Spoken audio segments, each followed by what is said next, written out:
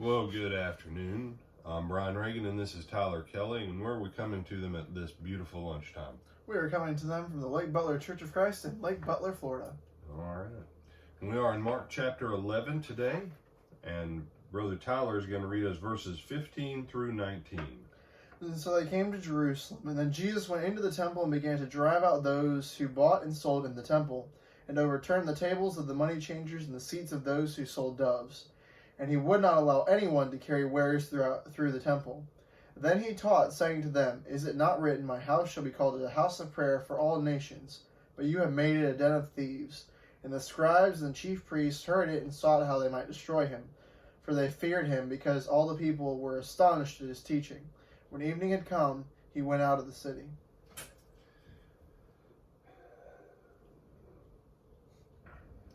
It's not Christ-like to get mad. Have you ever heard that, Tyler? I have. Too many times. Isn't that a ridiculously horrible thing for people to say? It is. You know, this passage is one of those that reminds me that too often as Christians, we let the devil set the definition of what it means to be a Christian. Jesus was mad. You say, oh, well, brother, he was justified. You know, we give Jesus this pass because he's like God or something. Like that makes the difference. And when we do that, when we make an excuse for Jesus' behavior, we cripple everyone else who comes after him. Because then we're able to look at him and go, well, you're not Jesus. But you know, Jesus had a right to be upset. It says there that he began to cast out the money, them that sold and bought in the temple, and overthrew the tables of the money changers and the seats of them that sold doves.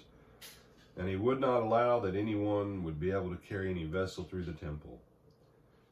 And as he taught, you say, wait a second, you mean him whipping people and flipping tables was a teaching lesson? Yes, it was. Mm-hmm. Apparently, we can flip tables and chairs in church and teach a lesson. Well, we probably might not ought to do that, in America at least. But nevertheless, simple fact was, we think about money, and we just go in here. I got a little nickel in my drawer, and on the face of the nickel, at least at the present time, is Thomas Jefferson. Well, this nickel is fantastic. It's worth 5 cents. But if I go to Chuck E. Cheese, I can't put nickels into their machines. When you go to Chuck E. Cheese or someplace like that, you get a little swipe card, or you get Chuck E. Cheese coins, that the only place you can use a Chuck E. Cheese coin is in Chuck E. Cheese. But you exchange real money for Chuck E. Cheese money. And because it was considered idolatry to take money from throughout the Roman Empire into the temple, they had these money changers that you would walk up and you'd go, here's my 100 silver coins. I need to trade it out for temple cheese money.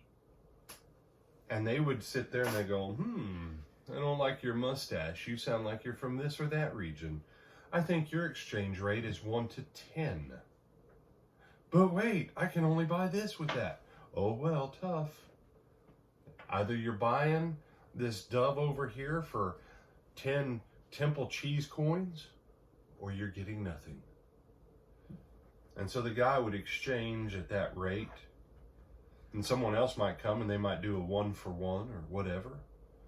And so the money changers were corrupt because they weren't consistent and they weren't honest, because they controlled the only thing you could use to buy your sacrifices. And that brings us to the other thing, is buying the sacrifices. The money was tainted that bought the sacrifice, and therefore the sacrifices were tainted too. The whole system was corrupt. But you and I, what things do we have? That our worship, that maybe, no, we don't have the issue of money exchange, no, we don't have the issue of animal sacrifices. But do we have other things in our heart that we come to God. Maybe we think we're better than someone else.